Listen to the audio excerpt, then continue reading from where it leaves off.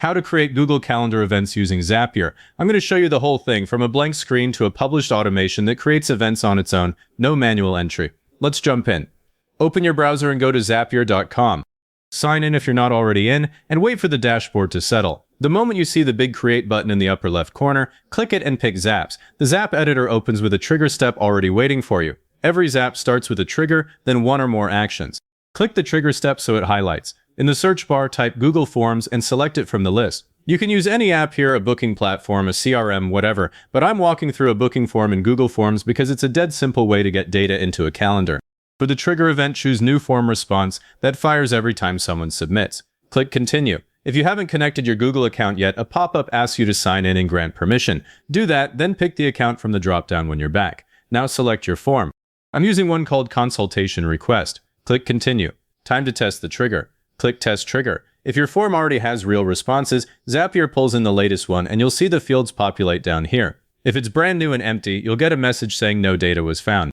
No big deal, keep this tab open, go submit a test response in your form with realistic info, then come back and click Test Trigger again. Now you'll see the field names exactly as they appear in your form. Full name, email, preferred date, preferred time, notes, whatever you set up.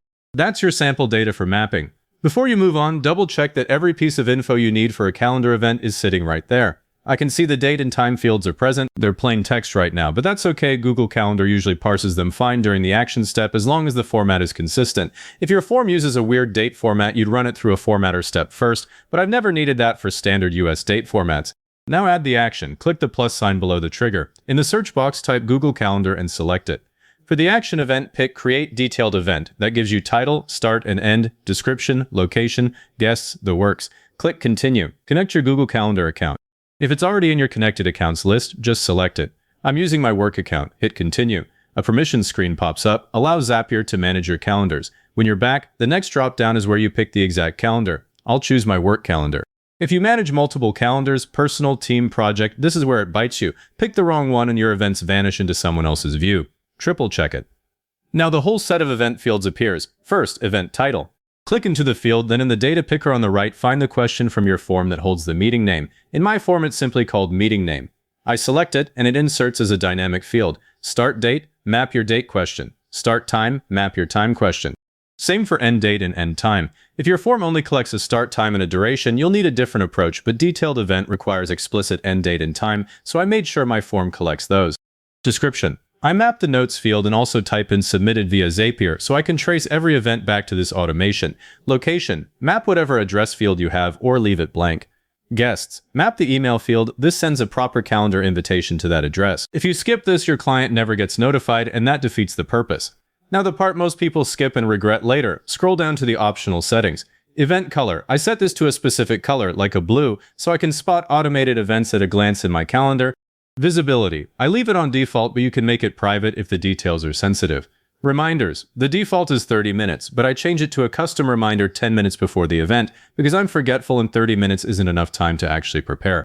Time zone. This is the trap. If your form doesn't include a time zone, this field falls back to your account's default, which might be fine if all your clients are local, but if you're booking across time zones, this will silently schedule at the wrong hour. I'm leaving it on Eastern, which matches my form's data. If you need time zone intelligence, you'd add a formatter step to convert, but for a straightforward local booking, this works. Click Continue, then Test Step. Zapier creates a sample event right now. You'll see a green success banner with the event details it just created. Now open Google Calendar in another tab, find the correct date and time, and verify. The event title matches, the start and end times are right, the location is there, the guest email is listed. If anything looks off, go back and tweak the mapping. I once had an event land 3 hours late because I accidentally mapped an AM time to a PM slot, and I didn't notice until a client called confused, so I always verify off the sample here.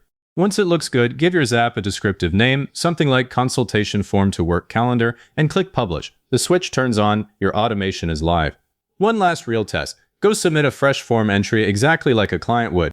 If you're on a free Zapier plan, triggers poll every 15 minutes, so you'll wait a bit. On a paid plan, it's pretty much instant. Then open Google Calendar. There's your new event, fully populated, no manual touching. If it's there, you're done. If this got your booking workflow off the ground, hit like, subscribe, and leave a comment saying it was helpful. It's comments that push these videos out to the next person trying to solve the exact same thing.